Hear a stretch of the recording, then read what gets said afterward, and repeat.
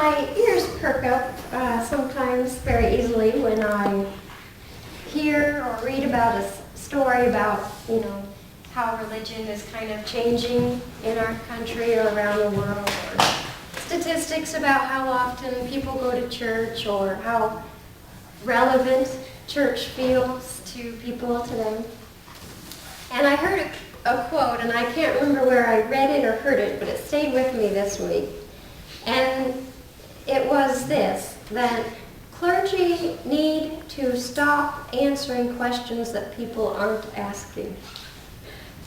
Clergy need to stop answering questions that people are not asking. So hopefully, of course, when we gather, for this hour of worship, that the things that we focus on, the stories, and that we learn from them, and we feel that they are relevant. But I'm hoping that I'm safe with this question today, because I wanted to try at least to answer or look at a question that a couple of you mentioned last Sunday. And that was, and I wasn't upstairs in the Sunday school hour, but I guess there was a question, and hopefully I have it right, or else I am going to be trying to answer a question that nobody's asking. But the question is, how come Jesus really didn't want Mary to touch him, but he invited or even encouraged Thomas to touch him? Why is that? Why is it that Mary really wasn't supposed to touch him? Now in the King James Version it actually says, "Touch me not." Why is that true for Mary, and yet why is it? What is it about Thomas that it's okay? So I thought this was a good question. As we look back on this Easter story, we had Easter, of course, just last Sunday, so we've still got this resurrection story in our minds and our hearts, and still wanting to feel that joy of Easter morning. But it is rather mysterious. So I do what I often do. I Googled it. I treat Google at home like it is a very knowledgeable friend. I just type in a question. I type it in, why is it that, Jesus doesn't want Mary to touch him, but it's okay for Thomas? This always works, I just wish I could type in personal things like, where are my car keys? Or things like that. But, of course, I Googled this, and a whole host of websites appear, sites I can look at of people addressing this question about touch and what it means. And it's been something that has boggled the church people for a long time. They don't know, try to make sense of it. And the first thing I read is that some have come up with what they called a secret ascension theory. In other words, of course, the reason that, as it sounds like the reason that Mary can't touch him is because he has not yet joined with the Father or ascended to the Father. It says, I have not yet returned to the Father. So you think, well, if that is the reason, why is it okay then for somebody else to touch him?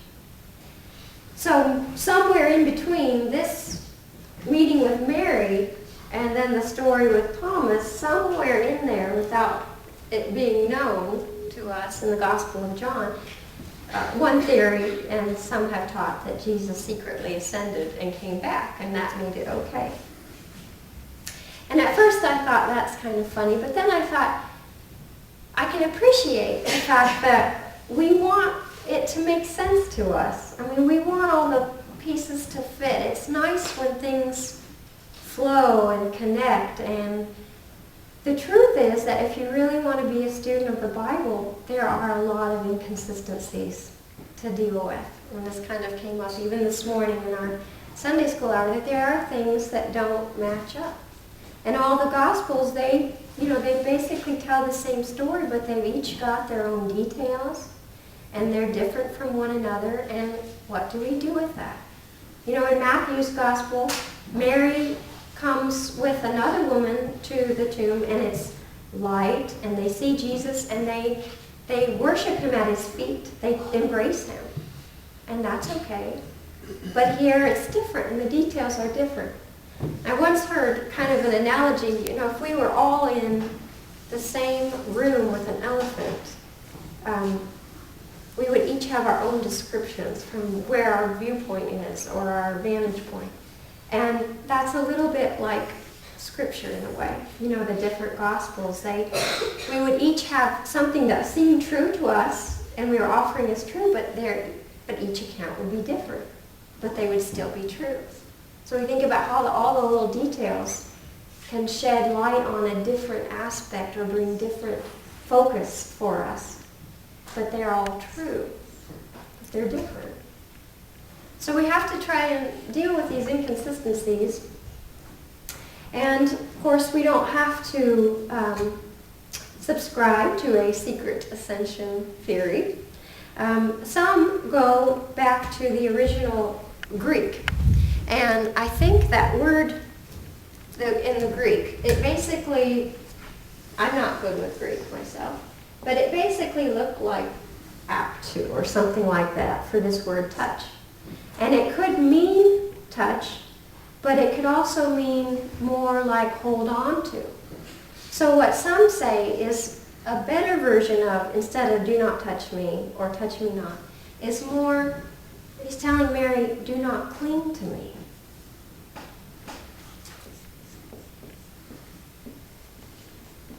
And this can change things a little bit. It kind of can help make it make sense, I think.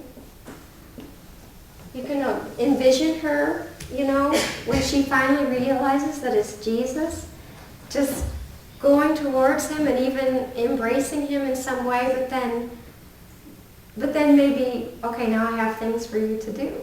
We can't stay like this forever, Do not cling to me. And of course, she has a message for him, or for her to deliver to the disciples, saying, he is here, or he will ascend, So it's a different way of looking at it. Now, what I also, of course, tried to do was to find, as much as I could, what our church might say about it, and how do we understand the story in which Mary is really not supposed to cling to Jesus, and what does that mean? And of course, in our teachings, what helps very much is to begin looking at the details. And just wondering, when you think about that story and the part of it with Mary, is there any details that jump out at you? Or any descriptions of that time? Well, for one thing, it was dark. Okay, so I'm just going to mention a few details here. So it was dark. And she doesn't recognize Jesus. She doesn't, his sound of his voice somehow doesn't ring familiar. The way he looks somehow doesn't ring familiar. And so she thinks he's the gardener at first.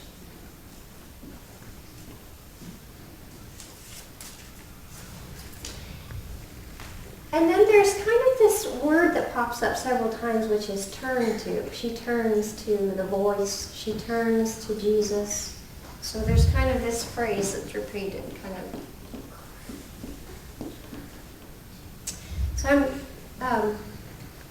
So as we're thinking about this story with Mary, one interpretation, a way to think about it, is that this is a picture of a growth process. And it starts out, it's dark. And you can even think, it was the darkness that was hovering over the face of I should quote that right here in my Genesis. But the darkness that begins with creation story, and how, it's dark here, there's kind of an obscurity. And she's alone, and she's weeping, and she doesn't recognize him. Now, so we can think of the dark as no light or no real understanding. And the gardener part that is kind of offered is that a gardener cultivates. And many saw Jesus as kind of cultivating goodness or righteousness. But she didn't see him as God, she saw him more as human. And so when she didn't recognize him and saw him more as human, she wasn't ready to embrace him for all that he was. And when she cannot grasp him or hold on to him because he's saying that to her, we kind of turn it around a little bit in our, something I was kind of mentioning this morning. Sometimes there's a little bit of a twist in our language. It says that Jesus is telling her not to hold on. But in a different way, you could just kind of change that a little bit and think about how she wasn't able to hold on to him. She couldn't hold on to him or grasp him in her mind for who he was. That he was more than just a special person that she was longing for. He was God. So there's a sense that she cannot cling to she wouldn't cling to the right idea. Now, I don't know if this is ringing a bell here or not, or interesting, but the other part of it is that she has a message to send. And so the other part of this is that sometimes we talk about men and women representing different things, and men are often more truths or understanding when we see them in Scripture, and women are often more feelings. And I think it's common because I think throughout history, maybe women have been able to share feelings more easily. We can kind of see that connection. And so in our growth process, now she's kind of this picture of regeneration. It starts off dark, and ultimately she comes to recognize him. She finally gets it. And she keeps turning to him. It's like a mind that keeps turning and keeps growing and expanding, and finally she has this more mature spirituality. When our spirituality grows, what we often talk about here is that idea that it's so good to have Bible teachings and things that help us, because we need truth to help us, because our mind or our hearts or our will isn't always ready to do the right thing. Like, I know it's right to do something, but I don't always want to do it. When I'm at this, I was just thinking, I'm at the supermarket. I've picked up something from way over on the other side of Walmart. I've decided all of a sudden I don't need it in my cart. And there's such a temptation to just put it right where I'm at. So, but then I think, no, that is not right to do, and I should teach the kids. We put things back, But I'm doing it not because I have this sense that I should put it back. I'm doing it because I know it's the right thing to do. So there's this way in which the truth we learn, is there to enter into us and kind of help our spirits and our souls grow. When we regenerate and grow, and the Lord can speak to us on a more inmost level, and God can speak to our affections,